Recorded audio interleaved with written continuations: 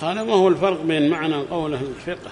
هذا مذهب أحمد في رواية، أو مذهب أحمد في الجديد. مذهب أحمد في الجديد واضح، يكون له قول سابق ومذهب سابق، ثم في الجديد اختار هذا القول الآخر وذكره ونقل عنه، كما هو الحال في الشافعي. وهذه رواية غير المذهب. المذهب شيء والرواية عن أحمد منقولة، لكن المذهب المشهور هو المعتمد، وهذه روايات تأتي عن إمامهم.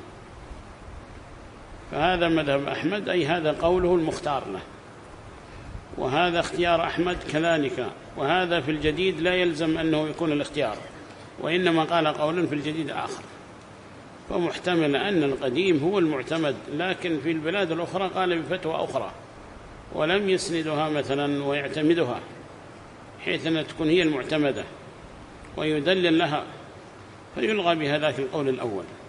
لكن الفقهاء الذين بعده يعتمدون القول الجديد ويجعلون الجديد ناسخ للقديم، فلا يعتبر القديم عندهم، فيكون العمدة هو الجديد إذا خالف القديم. وأما إذا لم يأتي قول في الجديد مخالف للقديم فلا زال هو الجديد، لا زال هو الجديد عندهم.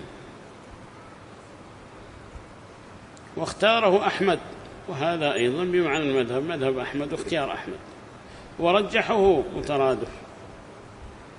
فما الفرق بين كل لفظة من هذه؟ ما سمعت. فبعض الألفاظ مترادفة اختاره ورجحه، وهكذا أيضا في الجديد والقديم، هذه ما هي مترادفة، وإنما اختيار يعتبر الجديد عندهم هو المعتمد، والقديم ربما ينسخون ويعتمدون الأخير. ولا سيما القول في مسألة واحدة، في مسألة واحدة عرضت على هذا الإمام قديما وحديثا، فأفتى فيها قبله بقول وبعده بقول، فيعتمدون المتأخر. وهذا مذهب أحمد واختيار أحمد ورجحه أحمد متقاربة.